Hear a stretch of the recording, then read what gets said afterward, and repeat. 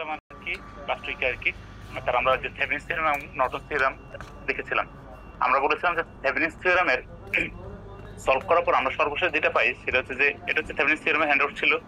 সেখানে হচ্ছে যে টার্মিনালে বাম পাশে যাই থাকুক তার পরিবর্তে আমরা একটা ভোল্টেজ সোর্স পাবো এবং সিরিজে একটা রেজিস্টর থাকবে। তার মানে ভোল্টেজ সোর্সের সাথে রেজিস্টর একটা সিরিজে থাকবে, আর সাথে লোড রেজিস্ট্যান্স থাকবে আর কি। এখন এই থেভেনিনস থিওরামের কন্টিনিউশন হিসেবে হচ্ছে যে আমাদের next handout maximum power transfer থিওরামের এখানে আমরা ওই থেভেনিনস থিওরামের কন্টিনিউশন থেকে দেখবো আর কি। থেভেনিনস থিওরাম আমরা দেখে আসলাম কি ছিল, একটা ভোল্টেজ সোর্স থাকবে, তার সাথে সিরিজের রেজিস্টর থাকবে আরটিএস আর লোড রেজিস্ট্যান্স থাকবে। তাহলে এই সার্কিটে কারেন্ট ইকুয়াল হবে কত, BTS divide by RTS plus RL. এখন যে থিওরামটা আমরা দেখবো সেই থিওরামটার নাম হচ্ছে ম্যাক্সিমাম পাওয়ার ট্রান্সফার থিওরাম। তাহলে ম্যাক্সিমাম পাওয়ার ট্রান্সফার থিওরাম মানে হচ্ছে, কথা দ্বারা বুঝতেছি তার মানে এই ইয়েতে কি বলতে চাচ্ছে যে ম্যাক্সিমাম পাওয়ার ট্রান্সফার করবে। তাহলে একটা সার্কিটে লোডে মানে পাওয়ার ম্যাক্সিমাম আমরা পাবো কখন পাবো, যদি আমরা একটু ডান পাশে কার্ভটা একটু খেয়াল করি, এখানে ম্যাক্সিমাম পাওয়ারের একটা পাওয়ার ভার্সেস রেজিস্ট্যান্সের একটা কার্ভ আছে। সেই কার্ভ অনুযায়ী আমরা দেখতেছি কি রেজিস্ট্যান্স লোড রেজিস্ট্যান্সের মান, যেহেতু লোড রেজিস্ট্যান্সটা ভেরিয়েবল, এর দ্বারা আমরা বুঝে ভেরিয়েবল, তার মানে লোড রেজিস্ট্যান্সের মান যত জিরো থেকে যত বাড়তে থাকবে আমরা দেখতেছি পাওয়ারের মান জিরো থেকে তত লোড রেজিস্ট্যান্স বাড়তে থাকবে, তত দেখতেছি পাওয়ারের মান বাড়তেছে একটা অবস্থায় কি আবার পাওয়ারের মান নিচের দিকে নামতে থাকবে। পাওয়ারের মান যে ম্যাক্সিমাম যে পয়েন্টে যায় তখন লোড রেজিস্ট্যান্সের যে মান থাকে সেটা কি দেখতেছি আমরা আরটিএস। তার মানে লোড রেজিস্ট্যান্সের মান যদি থেভেনিনস রেজিস্ট্যান্সের সমান হয় তাহলে হচ্ছে আমরা ম্যাক্সিমাম পাওয়ার পাবো। কথাটা ভালো করে বোঝার চেষ্টা করেন, কি বলতেছি, লোড রেজিস্ট্যান্সের মান যদি থেভেনিনস রেজিস্ট্যান্সের সমান হয় তাহলে হচ্ছে আমরা ম্যাক্সিমাম পাওয়ারটা পাবো, পিম্যাক্স পাবো। এটা আমরা কার্ভ থেকে দেখতেছি। পিম্যাক্স কখন হয়, যখন আরএল এর মান হচ্ছে আরটিএস এর সমান হয়। এটুকু হচ্ছে এখানে নতুন বিষয়। আর আমরা জানি পাওয়ার ইকুয়াল টু কত, পি ইকুয়াল টু হচ্ছে মানে ভিআই, ভি ইকুয়াল টু কত আইআর, এখানে আমরা পাই হচ্ছে আই স্কয়ার আরএল। এই আই এর মান বসানোর পর আমরা তারপরে যে জিনিসটা পাই ফাইনালি শুধু এই ইকুয়েশনটা আমাদের মনে রাখতে হবে, Pmax equal to VTS square divide by 4 RTS. VTS টা কি থেভেনিনসের মানে ভোল্টেজ, আর আরটিএস টা কি থেভেনিনসের রেজিস্ট্যান্স। তার মানে ম্যাক্সিমাম পাওয়ার ইকুয়েশন হচ্ছে BTS square divide by 4 RTS. শুধু এই ইকুয়েশনটা, এটা অনেক লম্বা প্রুফ, এই প্রুফ আপনাদের দেখাচ্ছি না। তাহলে এটা শুধু আমরা জানবো যে Pmax equal to VTS square divide by 4 RTS.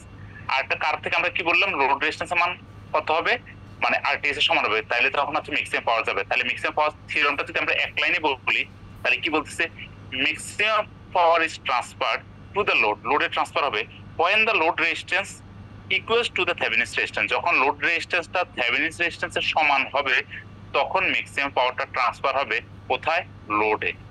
তার মানে লোডে ম্যাক্সিমাম পাওয়ার ট্রান্সফার হবে কখন, যখন থেভেনিনস রেজিস্ট্যান্স লোড রেজিস্ট্যান্সের মানটা থেভেনিনস রেজিস্ট্যান্সের সমান হবে, তখন হচ্ছে আমরা ম্যাক্সিমাম পাওয়ার ট্রান্সফার মানে ম্যাক্সিমাম পাওয়ারটা পাবো লোডে। তাহলে যদি পরীক্ষায় থিওরাম আসে তাহলে থিওরাম হচ্ছে এটা, আর যদি বেসিক কনসেপ্টের কথা হয় তাহলে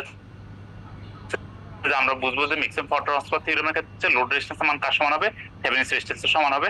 আর বললাম আমরা এই ম্যাথমেটিক্যাল প্রবলেম সলভ করার জন্য আমাদের পিম্যাক্স এর ইকুয়েশনটা জানা থাকতে হবে, এটা হচ্ছে BTS square divide by 4 RTS. এখন আমরা সংক্ষেপে যাই এই প্রবলেমে, যদি যাই তাহলে বলতেছি কি find the value RL, load resistance value বের করতে বলা হচ্ছে, find the value of RL, load resistance বের করতে বলা হচ্ছে for maximum power transfer, maximum power ট্রান্সফারের জন্য এই সার্কিটে, ফলোইং সার্কিটে, and find the maximum power. তার মানে প্রথম অংশে হচ্ছে আপনাকে লোড রেজিস্ট্যান্সের মান বের করতে হবে, দ্বিতীয় অংশ হচ্ছে ম্যাক্সিমাম পাওয়ার বের করতে হবে। আর থিওরামটা কি বলছে, ম্যাক্সিমাম পাওয়ার ট্রান্সফার থিওরামের মাধ্যমে। আমরা জানি ম্যাক্সিমাম পাওয়ার ট্রান্সফার থিওরামে হচ্ছে কি আরএল ইকুয়াল টু কত, আরটিএস। তার মানে অ্যাকচুয়ালি এই সার্কিটের আমি থেভেনিনস রেজিস্ট্যান্সটা যদি বের করি তাহলে আমি হচ্ছে যে মানে আর যেটা পাবো সেটা হচ্ছে আমাদের লোড রেজিস্ট্যান্স আরএল, ঠিক আছে। কারণ হচ্ছে ম্যাক্সিমাম পাওয়ার ট্রান্সফার হওয়ার জন্য আরএল ইকুয়াল টু কত হবে, আরটিএস। তাহলে আমরা যদি এই ফিগারে মানে যদি রেজিস্ট্যান্স বের করতে যাই তাহলে আমাদের টার্মিনালে বাম পাশের অংশে ইকুইভ্যালেন্ট রেজিস্ট্যান্স বের করব, সেখানে ভোল্টেজ সোর্স মানে যত রকম সোর্স আছে তাকে টার্ন অফ করব। যদি সোর্সকে টার্ন অফ করি ভোল্টেজ সোর্স কি হবে, শর্ট সার্কিট না ওপেন সার্কিট, সোর্সকে টার্ন অফ করলে ভোল্টেজ সোর্স শর্ট সার্কিট হবে না ওপেন সার্কিট হবে, শর্ট সার্কিট হবে। তাহলে ভোল্টেজ সোর্সটা হবে শর্ট সার্কিট, কারেন্ট সোর্স হবে ওপেন সার্কিট। তাহলে কারেন্ট সোর্স ধরেন এটা থাকবে না, তাহলে দেখেন 6 ওহম 12 3 এবং 2 থাকবে। ফিগারটা খেয়াল করেন, তাহলে এইভাবে 6 এখানে একটা ভোল্টেজ সোর্স ছিল, সেটা শর্ট সার্কিট হলো। এখানে একটা কারেন্ট সোর্স ছিল, কারেন্ট সোর্স দেখেন 2 ওহমের এই প্রান্তে ছিল, কারেন্ট সোর্সটা এখানে ওপেন হয়ে গেল, তার মানে কারেন্ট সোর্স থাকবে না, এটা ওপেন থাকলো। এখন এই যে রেজিস্ট্যান্স সেটা হচ্ছে আমাদের আরটিএস। এখন একে যদি খেয়াল করি তাহলে আমরা দেখতেছি কি 6 ওহম এবং 12 ওহম হচ্ছে প্যারালাল। তাহলে 6 এবং 12 হচ্ছে প্যারালাল, তার সাথে 3 এবং 2 হচ্ছে সিরিজ, তার সাথে সিরিজ করলাম, তাহলে ইকুইভ্যালেন্ট রেজিস্ট্যান্স যেটা পাচ্ছি সেটা হচ্ছে 9 ওহম। এটা হলো আমাদের আরটিএস বের করলাম। তাহলে আমরা কি জানি ম্যাক্সিমাম পাওয়ার ট্রান্সফার থিওরেম অনুযায়ী কি হচ্ছে মানে লোড রেজিস্ট্যান্স ইকুয়াল টু কত, আরটিএস, মানে আরএল ইকুয়াল টু আরটিএস। তা আমরা লিখে দিলাম লোড রেজিস্ট্যান্স ইকুয়াল টু হচ্ছে আরটিএস। তাহলে আমাদের ফার্স্ট পার্ট শেষ, ম্যাক্সিমাম পাওয়ার ট্রান্সফার থিওরেম অনুযায়ী আমরা লোড রেজিস্ট্যান্স পেয়ে গেলাম কত, 9 ওহম। কারণ আপনার শুরুতে বলছে লোড রেজিস্ট্যান্স বের করতে, এরপরে বের করতে বলা হচ্ছে ফাইন্ড দ্য ম্যাক্সিমাম পাওয়ার। আমরা পাওয়ারের ইকুয়েশন কি দেখে আসছি, পাওয়ার ইকুয়াল টু হচ্ছে BTS square divide by 4 RTS. তাহলে আরটিএস অলরেডি আমাদের বের করছি, তাহলে কি লাগবে, বিটিএস বের করতে হবে। বিটিএস মানে কি, থেভেনিন ভোল্টেজ বের করতে হবে। তার মানে এই সার্কিটেই আপনাকে থেভেনিন থিওরেম অ্যাপ্লাই করে আপনাকে বিটিএস বের করতে হবে। বিটিএস কিভাবে পাবো, আমরা জানি থেভেনিন থিওরেম আমরা দেখে আসছি কি, বিটিএস বের করার জন্য কি টার্মিনালটাকে ওপেন করে দিব, ওপেন করে দিলে এখানে যে ভোল্টেজ সেটা হচ্ছে বিটিএস। তার মানে ফিগার এক্সাক্ট সেম থাকবে, এই টার্মিনালটা থাকবে না, মানে লোডটা থাকবে না, না থেকে টার্মিনাল ওপেন হয়ে এখানে যে ভোল্টেজ সেটা হচ্ছে বিটিএস। তাহলে ফিগারটা দেখেন এটাই, টার্মিনালটা ওপেন করে দিলাম, তাহলে এখানে যে ভোল্টেজ সেটা হচ্ছে বিটিএস। এই বিটিএসটা আমাকে বের করতে হবে, বুঝতে পারছি কিনা? এখন এই বিটিএসটা যখন বের করব তাহলে খেয়াল করি এই সার্কিটে কয়টা লুপ আছে,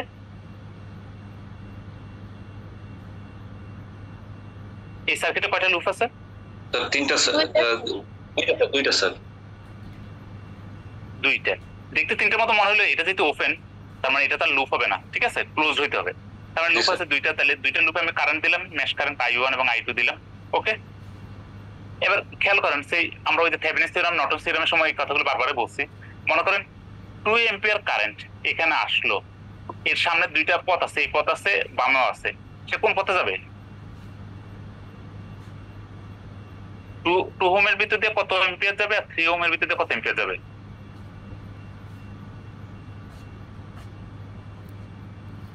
আমার কোশ্চেন বুঝছেন কিনা, না বুঝলে বলবেন। 2 এম্পিয়ার যে কারেন্টটা সে ডিরেকশন তো উপরের দিকে, এখানে আসলো এই পয়েন্টে এসে সে 3 ওহমের দিকে যেতে পারতেছে, 2 ওহমের দিকে যেতে পারতেছে। সে 2 ওহমের দিকে কত এম্পিয়ার যাবে আর 3 ওহমের দিকে কত এম্পিয়ার যাবে? 2 ওহমের দিকে যাবে না স্যার, কারণ এটা ওপেন রাস্তা। স্যার 3 এর দিকে 2 এম্পিয়ার যাবে আর 2 এর দিকে যাবে না, কারণ এই প্রান্তটা ওপেন। জি, তার মানে 2 ওহমের দিকে যাবে না। তাহলে 2 ওহমের দিকে না গেলে কি হচ্ছে, এখানে কোনো অ্যাকচুয়ালি কারেন্ট নাই, ঠিক আছে। তার মানে এর একটা ভোল্টেজ কত, 0। তাহলে খেয়াল করেন, তাহলে এখানে একটাই কারেন্ট থাকতেছে 2 এম্পিয়ার যে কারেন্টটা, এবং I2 ডিরেকশনটা খেয়াল করেন, I2টাই এই 2 এম্পিয়ার ব্রাঞ্চে যদি আসে দেখেন এটা এই উপর থেকে নিচে নামছে আর 2 এম্পিয়ার নিচ থেকে উপরে উঠছে। তার মানে I2 ইকুয়াল টু কত, 2 এম্পিয়ার, শুধু কি আসবে, একটা মাইনাস আসবে, ঠিক আছে। তাহলে দেখেন আমরা লিখলাম I2 ইকুয়াল টু কত, -2 এম্পিয়ার। ওকে, এবার আসছে ফার্স্ট লুপে। এই লুপে যদি আমি কেবিএল অ্যাপ্লাই করি, ঠিক আছে, তাহলে আমার কি হবে, -12 প্লাস কত 6I1 প্লাস কত হবে 12I1 - I2। তার মানে কত দেখো, -12I1 - I2 মানে কত, 12 আর 6 মানে 6 এবং 12 মিলে হচ্ছে কত, 18I1 - 12I2।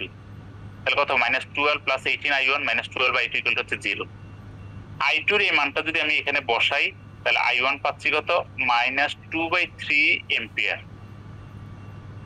ওকে, এখন দেখেন I1 আমি জানলাম, I2 জানলাম, কিন্তু আমাকে বের করতে হবে কি, বিটিএস বের করতে হবে। বলেন তো এই বিটিএস ভোল্টেজটা কি 12 ওহম এর অ্যাক্রসে ভোল্টেজ? যদি আসে আমি একটু এখান থেকে জিজ্ঞেস বলি, আমরা যখন এখানে বের করছিলাম বিটিএস, ওইটা তো কি ছিল, 1 ওহমের ভিতর দিয়ে থেভেনিন থিওরেমের প্রবলেম করার সময় এর ভিতর দিয়ে কারেন্ট যাবে না, তার মানে এখানে কোনো ভোল্টেজ নাই। তাহলে বিটিএস ভোল্টেজটা এই 2 এম্পিয়ারের অ্যাক্রসে ভোল্টেজ, বলছিলাম 12 ওহমের অ্যাক্রসে ভোল্টেজ, তাই আমি এখানে লিখলাম বিটিএস।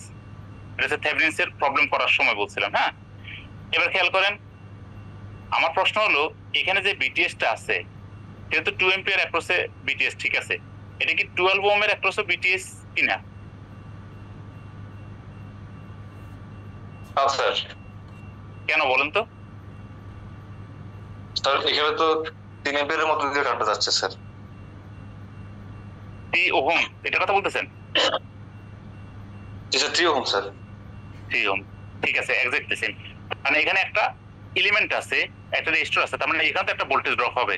তার মানে বিটিএসটা 12 ওহমের অ্যাক্রসে ভোল্টেজ না, ঠিক আছে। আগে থেভেনিন্সের ক্ষেত্রে যেটা মনে হয়েছিল, এই 3 ওহম যদি না থাকতো এখানে, তাহলে আমরা বলতে পারতাম যে 12 ওহমের অ্যাক্রসে ভোল্টেজটা হচ্ছে বিটিএস।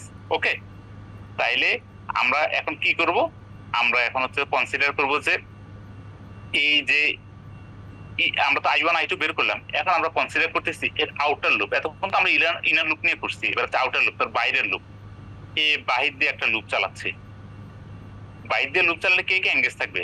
12 ভোল্ট এঙ্গেজ থাকবে, 6 ওহম এঙ্গেজ থাকবে, 3 ওহম এঙ্গেজ থাকবে, 2 ওহম এঙ্গেজ থাকবে, আর বিটিএস থাকবে, ঠিক আছে।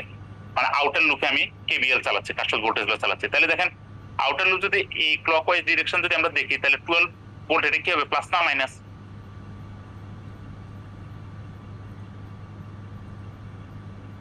না বুঝলে কিন্তু বলবেন, আমার প্রশ্ন যদি না বুঝেন তাহলে বলবেন। আমি জিজ্ঞেস করি 12 ভোল্ট যদি আমি আউটার লুপ কনসিডার করতেছি, এখন ক্লকওয়াইজ ডিরেকশনে 12 ভোল্টে কি নিচ দিয়ে ঢুকতেছে না উপর দিয়ে ঢুকতেছে?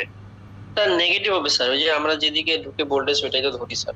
হ্যাঁ, তার মানে মাইনাস দিয়ে ঢুকতেছে বলে আমি -12, ঠিক আছে। 6 ওহম এর কারেন্ট কত? I1, ঠিক আছে। তাহলে কত? -12 প্লাস 6 I1। ওকে, 3 এর কারেন্ট কত? I2, তাহলে 3 I2।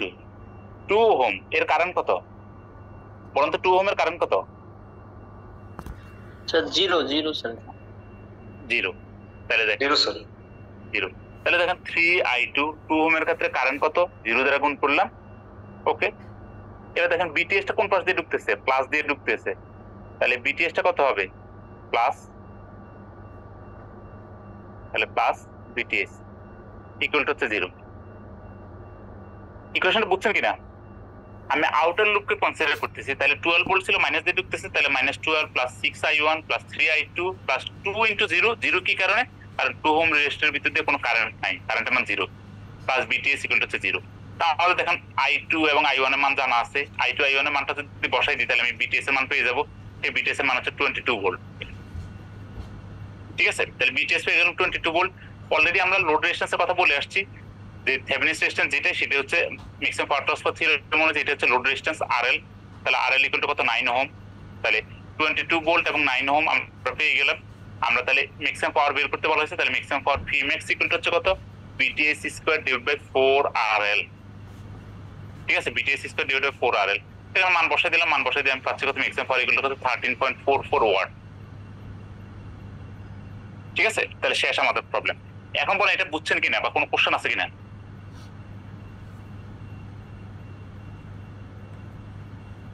বুঝছি স্যার এটা। আচ্ছা, ঠিক VThevenin আছে, equal to জি বলেন। VThevenin সূত্রটা কি এরকম হবে স্যার, নাকি চেঞ্জ হবে স্যার ডিসি সার্কিটের ক্ষেত্রে? VThevenin না স্যার, এই যে ম্যাক্সিমাম পাওয়ার আছে sir, maximum power equal two VThevenin। হ্যাঁ, এটা আমরা আপনি পরে মনে জয়েন করছিলেন, আমি বলে আসছি যে এটা জাস্ট আমরা ফর্মুলাটা মনে রাখতে হবে। ম্যাক্সিমাম পাওয়ারের ক্ষেত্রে এটা একটা অনেক লম্বা প্রুফ, কয়েক পৃষ্ঠার একটা প্রুফ, আমি আপনাদের প্রুফ পড়াচ্ছি না বা দেখাচ্ছি না, ঠিক আছে। আমরা জাস্ট ইকুয়েশন মনে রাখবো, Pmax equal to BTS square divide by 4RTS। এটা হচ্ছে ম্যাক্সিমাম পাওয়ার ট্রান্সফার থিওরেমের ক্ষেত্রে ম্যাক্সিমাম পাওয়ারের সূত্রটা হচ্ছে এটা BTS square divide by 4RTS। এটা জাস্ট মনে রাখবেন শুধু, একটা ইকুয়েশন, ঠিক আছে। তো ওই সূত্রে বসাচ্ছি শুধু। ওকে, তাহলে আমরা Pmax বের করলাম 13.44 ওয়াট। এখন এই আজকে যে হ্যান্ডআউটটা, এই হ্যান্ডআউটের এই টপিক পর্যন্ত হচ্ছে আপনাদের নেক্সট ক্লাস টেস্ট, ঠিক আছে। ক্লাস টেস্ট এবং হচ্ছে যে কুইজ টেস্ট হবে এই টপিকের উপর, এবং সেটার ডেটটা হচ্ছে নেক্সট শুক্রবারে দিয়ে দেন আপনারা, মানে 8-7-15 তারিখ, ঠিক আছে। জি স্যার। আচ্ছা, তাহলে 15 তারিখ হবে আপনাদের ওই এই মানে থেভেনিনস থিওরাম, সরি প্রথম হচ্ছে সুপারপোজিশন থিওরাম, থেভেনিনস থিওরাম, নর্টনস থিওরাম, আর এই ম্যাক্সিমাম পাওয়ার ট্রান্সফার থিওরাম, মানে 4টা থিওরামের উপর আর কি ক্লাস টেস্ট এবং কুইজ টেস্ট হবে আর কি নেক্সট আগামীকাল শুক্রবারে, পরে শুক্রবার আমি একটু পরে মেসেজ দিয়ে রাখবো আপনাদেরকে, ওইটা দেখবেন আর কি। শেষ, এটা হলো ক্লাস টেস্টের পর্ব শেষ। এখন আসছি যে আমরা পরের টপিকে এখানে আমরা যে যা কিছু আছে তার থেকে আমি কয়েকটা জিনিস আলোচনা করব, সেটা হচ্ছে আপনাদের পরীক্ষা বা ইয়ের জন্য লাগবে, আর বাকি জিনিসগুলো আপনারা ফিজিক্সে কভার হবে। আমি আর এখানে এত ডিটেলস আলোচনা করবো না আর কি। ইলেকট্রিক ফিল্ড, এটা অলরেডি আপনারা ফিজিক্সে যে কোর্স করতেছেন ওখানে আপনারা দেখছেন আর কি। ইলেকট্রিক ফিল্ড হচ্ছে কোনো একটা চার্জ যদি থাকে তার যে ফিল্ড ক্রিয়েট হয় সেই ফিল্ডের বিষয়। তো আমাদের এখানে এটার জন্য এটা দেখবো না। আমরা ক্যাপাসিটর কি জানি, দুইটা যদি প্লেট থাকে, মাঝে যদি একটা ডাইইলেকট্রিক ম্যাটেরিয়াল থাকে, মানে এক পাশে পজিটিভ চার্জ এক পাশে নেগেটিভ চার্জ, তাহলে এর ভিতর যে আকর্ষণ থাকে আমরা বলেছি মনে করেন এই জিনিসটাকে আমরা বলেছি ক্যাপাসিটর। মানে দুইটা কন্ডাক্টিং প্লেট থাকবে আর মাঝে কি থাকবে, ইনসুলেটর থাকবে।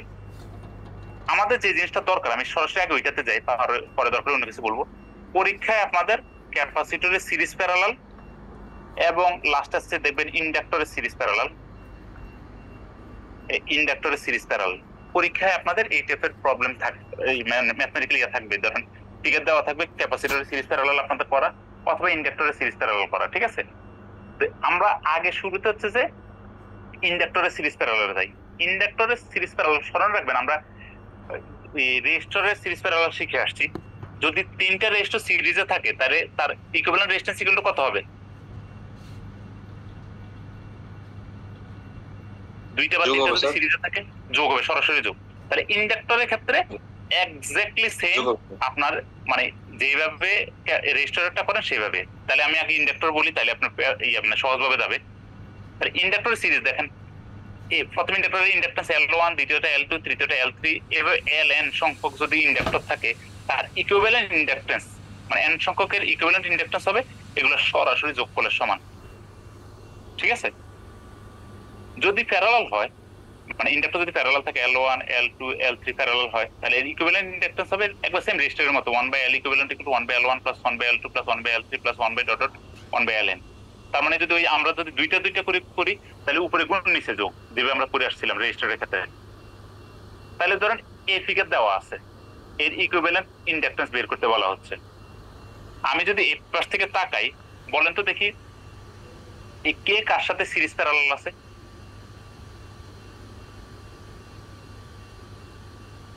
স্যার 20 12 10 হলো সিরিজ স্যার। এই সবগুলোর সাথে 7 আছে আবার প্যারালালে। তাহলে 20 12 এবং 10 হচ্ছে সিরিজে। তাহলে করলে কত হয়? 20 10 30 আর 12 হচ্ছে কত 42। তাহলে 42 হচ্ছে সিরিজ হইলো, হওয়ার পর তার সাথে 7 কি প্যারালাল বললেন, তাহলে 7 এবং 42 হচ্ছে প্যারালাল। তাহলে উপরে গুণ নিচে যোগ করলে পাচ্ছেন 6 হেনরি। 6 যে হেনরি পাচ্ছেন তার সাথে 4 এবং 8 কি সিরিজে। তাহলে 6 এর সাথে 4 যোগ হবে, তার সাথে 8 যোগ করলেন কত 18 হেনরি। শেষ, ঠিক আছে? এবার বলেন তো দেখি এটা ক্ষেত্রে বলেন তো বলেন জুনিয়র সাহেব আছেন নাকি? জুনিয়র সাহেব আছেন আপনি? শামিমা আপনি আছেন? জি স্যার বলেন স্যার। যে আপনি একটু বলেন তো এই ফিগারের ক্ষেত্রে মানে কে কার সাথে সিরিজ প্যারালাল? স্যার 40 এর সাথে 20 এর হলো সিরিজ, তার সাথে 30 প্যারালাল, তার সাথে হলো 100 হলো সিরিজ, তার সাথে 40 প্যারালাল, তার সাথে 20 সিরিজ, তার সাথে 50 প্যারালাল। ঠিক আছে, আপনাদের রুবেল তারেক সাহেব আপনাদের কারো কনফিউশন আছে কিনা এটাতে? না স্যার, সমস্যা নেই। আচ্ছা ঠিক আছে স্যার। না স্যার কনফিউশন নাই। তাহলে আপনি সেম এই ওইতে যদি আমরা করি তাহলে দেখবেন যে এর রেজাল্ট পাবেন 25 মিলি হেনরি। যেহেতু এটা প্রত্যেকটা মিলি হেনরিতে আছে, আপনি আউটপুটটা মিলি হেনরিতে পাচ্ছেন। আর আগেরটা যেহেতু প্রত্যেকটা হেনরিতে ছিল, আপনি এর আউটপুট লাস্ট ইউনিটটা পাইছেন কত হেনরিতে। তাহলে ইন্ডাক্টর আমরা সহজ, এটা আমরা আগে দেখে নিলাম। ইন্ডাক্টর হচ্ছে একবারে এক্স্যাক্টলি রেজিস্টরের মতো। তার মানে পরীক্ষা যদি আসে ইন্ডাক্টর, তাহলে ভাববেন যে রেজিস্টর যেভাবে করে আসছেন সিরিজ প্যারালাল, এখানে সেম ভাবে হবে। আর থেকে হচ্ছে যখন ক্যাপাসিটরে আসবো আমরা, ক্যাপাসিটরের সিরিজ প্যারালাল হচ্ছে একবারে রেজিস্টরের উল্টা। তার মানে কি, ধরেন মনে করেন যে এই দুইটা রেজিস্টর কিভাবে আছে, প্যারালালি কানেক্টেড আছে। তার ইকুইভ্যালেন্ট রেজিস্ট্যান্স হবে প্যারালাল থাকলে সরাসরি যোগ। তাহলে n সংখ্যক যদি প্যারালাল থাকে তাহলে n সংখ্যক সরাসরি যোগ হবে ক্যাপাসিটরের ক্ষেত্রে। ক্যাপাসিটরে যদি সিরিজ হয়, ধরেন এখানে আমরা দেখতে C1 এবং C2 দুইটা সিরিজে আছে, তাহলে এর ইকুইভ্যালেন্ট রেজিস্ট্যান্স হবে রেজিস্টর বা ইন্ডাক্টরের ক্ষেত্রে যেটা প্যারালাল ছিল ওই রকম হবে 1/C1 + 1/C2। তাহলে n সংখ্যক যদি হয় তাহলে কত হবে 1/C1 + 1/C2 + 1/C3 + ... + 1/Cn। তাহলে এইভাবে যোগ কি হবে। তার মানে রেজিস্টরের যে সিরিজ এটা হচ্ছে ক্যাপাসিটরের প্যারালাল, রেজিস্টরের যেটা প্যারালাল এটা হচ্ছে ক্যাপাসিটরের সিরিজ। এখন ধরুন মনে করেন যে এই ফিগার বলা হলো এর ইকুইভ্যালেন্ট ক্যাপাসিট্যান্স বের করতে, তাহলে দেখেন C1 এবং C2 কি সিরিজ না প্যারালাল?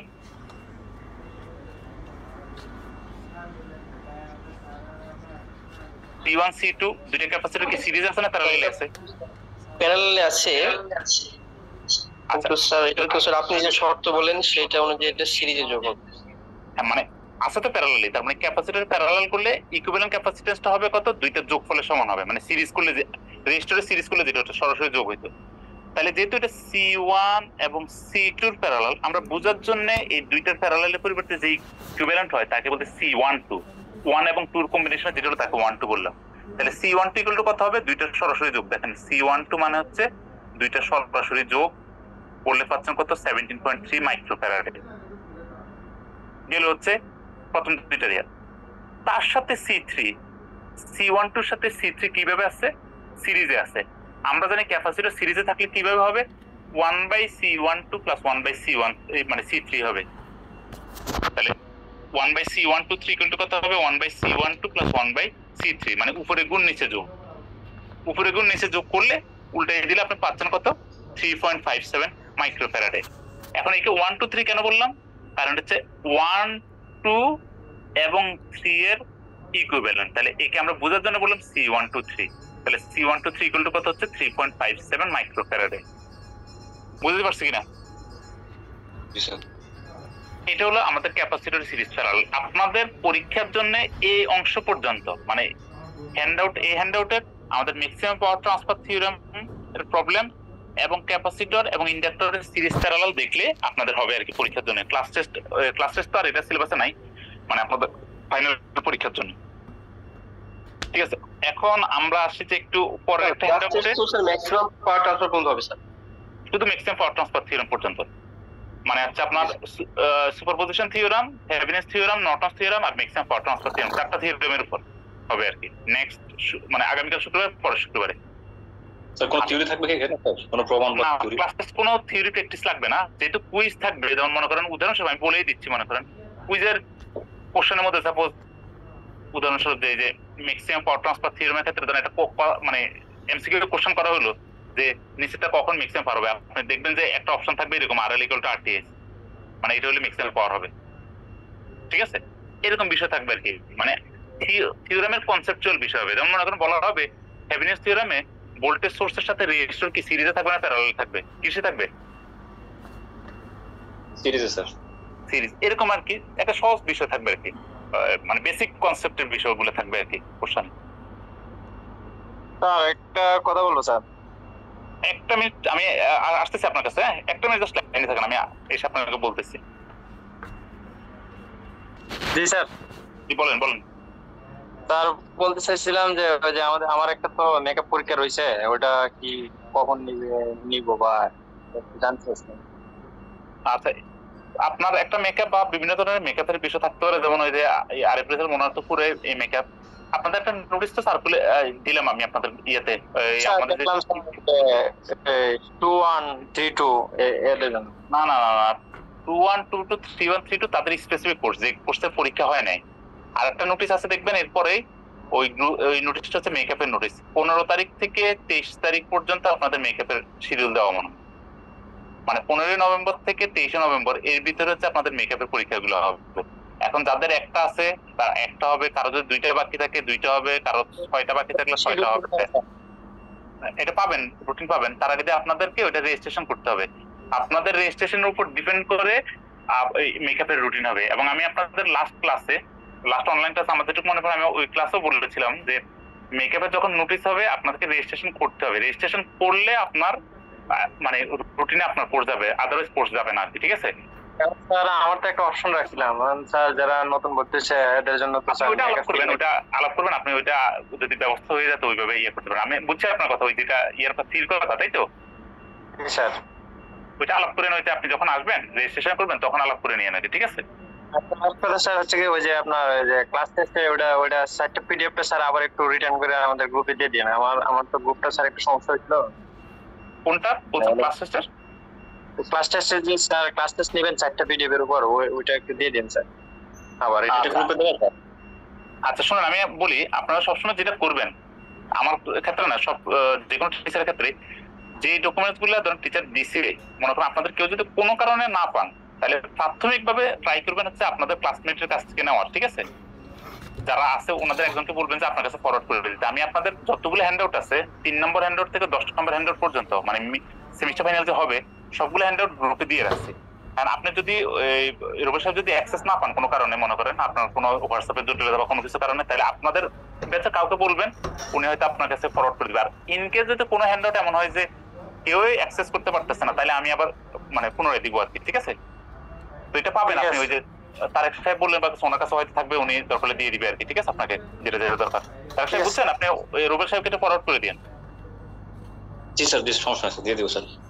আচ্ছা, তাহলে এটা গেল মিক্সিং পাওয়ার ট্রান্সফার থিওরামে। এবার নেক্সট হ্যান্ডআউটে আসি, একবারে ইজি একটা থিওরাম, এবং ধরে নেবেন যে যত থিওরাম দেখবেন, ধরে নেবেন যে প্রত্যেক থিওরামের ম্যাথমেটিক্যাল প্রবলেম আপনার পরীক্ষাতে থাকবে, ঠিক আছে?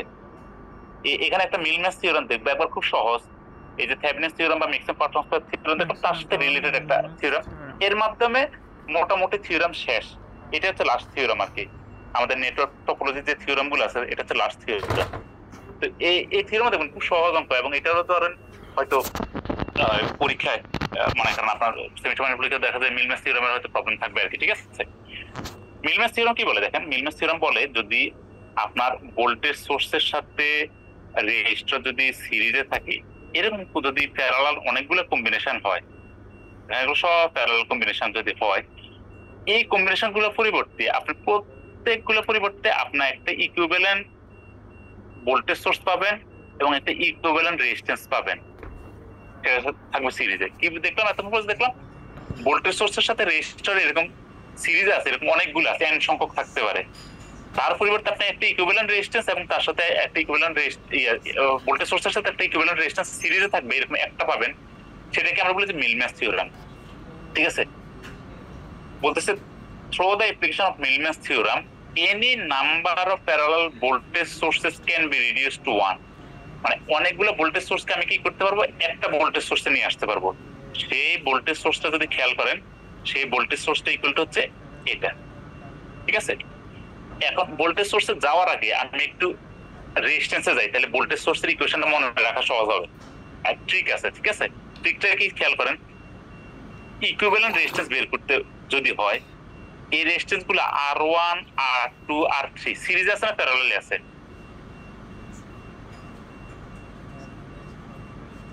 এখানে তো স্যার প্রত্যেকটা একটু কমপ্লেক্স না স্যার, সোর্স তো অনেকগুলো স্যার।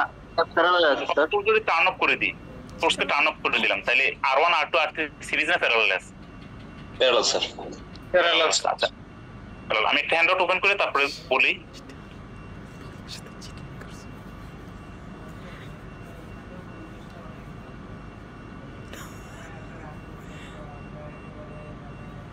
এটা কি ছিল আমাদের রেজিস্টার, আমাদের মিড টার্মের টপিকে ছিল। n সংখ্যক রেজিস্টার যদি প্যারালাল হয়, তাহলে 1/r ইকুইভ্যালেন্ট ইকুয়াল টু কত? 1/r1 + 1/r2 + dot dot dot plus 1/rn। তাহলে বলেন তো r ইকুইভ্যালেন্ট ইকুয়াল টু কত? পুরো জিনিসটা কত দ্বারা ভাগ হবে? 1 দ্বারা না? 1 ডিভাইড বাই হবে না? উল্টা হয়ে যাবে স্যার। উল্টে যাবে, উল্টে গেলে কি হবে? r ইকুইভ্যালেন্ট ইকুয়াল টু কত? 1/, পুরো জিনিসটা হবে। তাহলে দেখেন ভালো করে খেয়াল করেন, কিন্তু এটা ভালো করে খেয়াল করেন, এটা সবাই জানেন, তাহলে এটা খেয়াল করেন। তাহলে মিলম্যাচ থিওরামের r equivalent equal to exact same parallel সার্কিটের r ইকুইভ্যালেন্ট, মানে পুরো জিনিসটা কত? 1/r1 + 1/r2 + 1/r3 + dot dot dot 1/rn ছিল না? এটা 1/, এত হয়ে যাবে, মানে r ইকুইভ্যালেন্ট ইকুয়াল টু। আবার দেখাচ্ছি, এটা এক্স্যাক্টলি সেম প্যারালাল সার্কিটের ইকুইভ্যালেন্ট রেজিস্ট্যান্সের মতো, ঠিক আছে? তাহলে এটা হলো আপনার ইকুইভ্যালেন্ট রেজিস্ট্যান্স। তাহলে ভোল্টেজ কি হবে? ভোল্টেজের ক্ষেত্রে সেম দেখেন, আমি যখন ভোল্টেজ ইকুইভ্যালেন্ট মিলম্যাচ থিওরামের ইকুইভ্যালেন্ট ভোল্টেজ লিখবো, এই ইকুইভ্যালেন্ট ভোল্টেজ হচ্ছে নিচে যা আছে হুবহু সেম, ঠিক আছে? উপরেও মনে করেন যে উপরে আমি সেম লিখলাম 1/r1 + 1/r2 + 1/r3 dot dot 1/rn।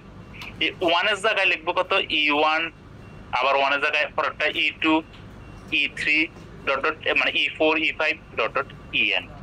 আর শুরুতে শুধু প্লাস থাকতো না, এখানে প্লাস মাইনাস দুইটাই হবে, প্লাস মাইনাস দুইটাই থাকতেছে, ঠিক আছে? মানে সূত্রের কথা বলতেছি।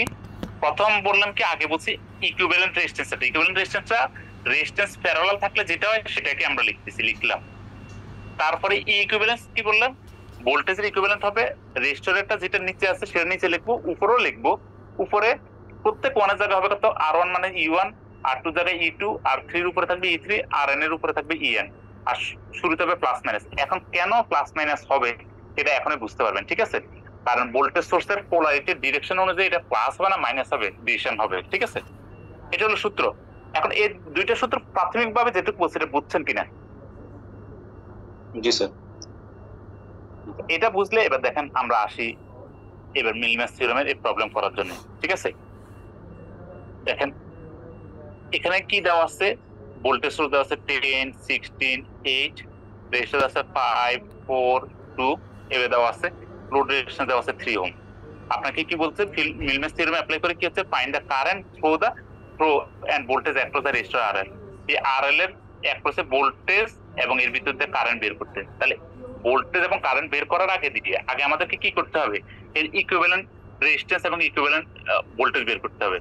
তো ইকুইভ্যালেন্ট রেজিস্ট্যান্স এবং ভোল্টেজ আমরা বের করার জন্য কি করতে হবে, আমরা একটু আগে দেখালাম যে রেজিস্ট্যান্সের ইকুইভ্যালেন্স ইকুয়াল টু কত, একবারে প্যারালাল সার্কিট ইকুইভ্যালেন্সের মতো। তো আমরা রেজিস্ট্যান্স ইকুইভ্যালেন্সটা আগে দেখি।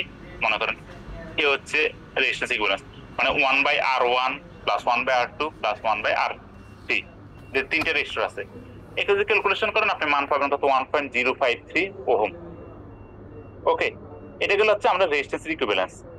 আসি যে ভোল্টেজের ইকুইভ্যালেন্স। বলছি যে ভোল্টেজের ইকুইভ্যালেন্স কি, নিচে রেজিস্ট্যান্সে যেটা আছে সেটা হবে 1/R1 plus 1/R2 plus 1/R3 হলো, উপরে কত হবে 1/R1 1/R2 1/R3 হবে।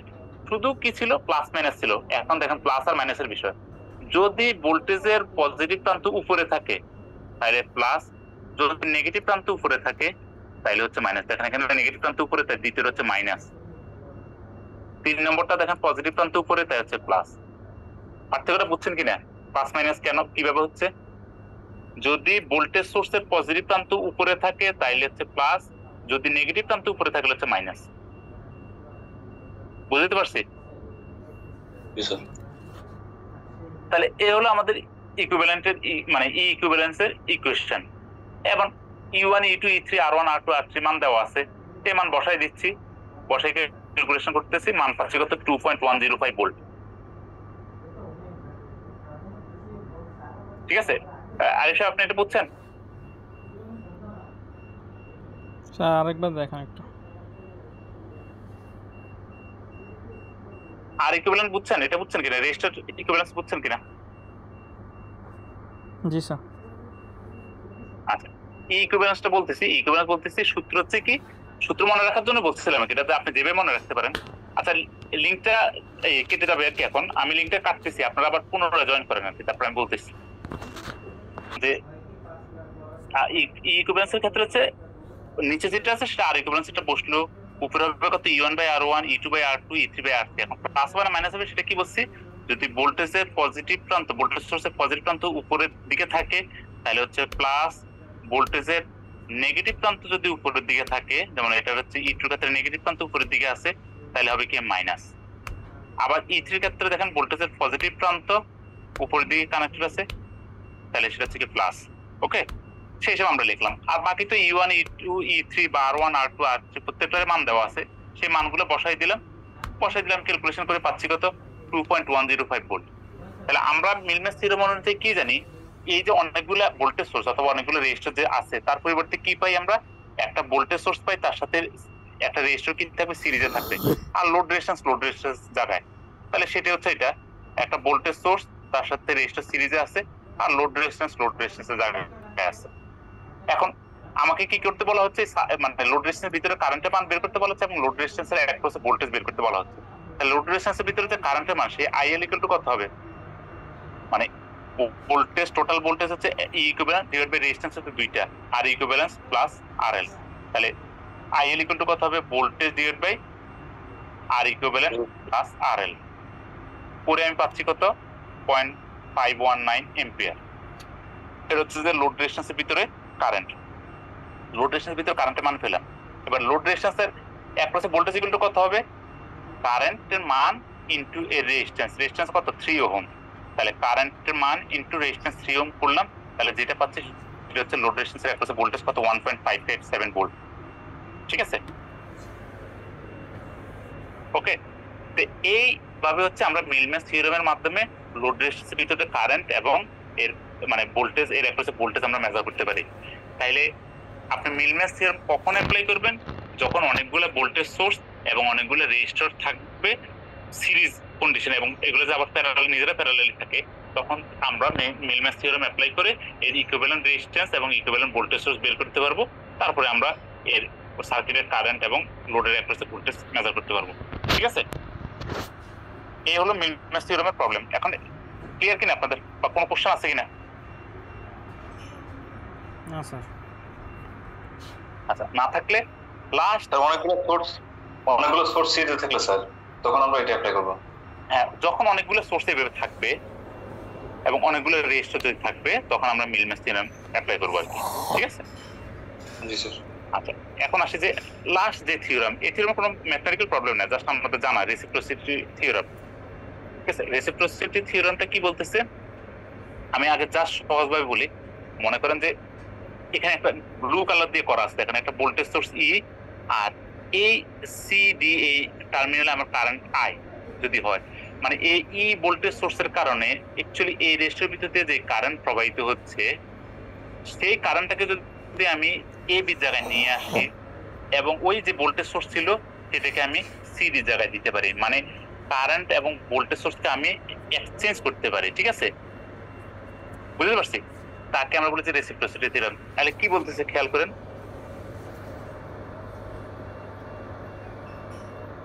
the current I in any branch of a network, মানে একটা সার্কিটের যে কোনো ব্রাঞ্চে হোক তার ভিতরে যে current I due to single voltage source, একটা ভোল্টেজ সোর্সের কারণে anywhere else in the network, মানে আপনি যে ব্রাঞ্চের কারেন্ট বের করতেছেন সেই ব্রাঞ্চের কারেন্ট যে কোনো একটা অন্য নেটওয়ার্কের যে কোনো জায়গার একটা ভোল্টেজ সোর্স এর জন্য যদি পাই, উইল ইকুয়াল, এটা তার সমান হবে the current through the branch in which the source was originally located। তার মানে সোর্স ছিল কোথায়, এখানে এই ব্রাঞ্চে ছিল কি আপনার সোর্স, আর এই ব্রাঞ্চে আপনি কারেন্ট মেজার করছিলেন।